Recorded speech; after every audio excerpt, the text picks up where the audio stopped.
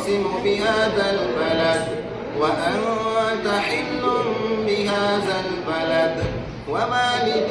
وما ولد لقد خلقنا الإنسان في كبد أيحسب أن لن يقدر عليه أحد يقول أهلكت مالا لبدا أيحسب أن لم يره أحد ألم نجعل له عينين ولسانا وشفتين وهديناه النجدين فلاقتحم العقبة وما أدراك ما العقبة فك رقبة أو إطعام في يوم ذي مسغبة يتيما ذا مقربة أو مسكينا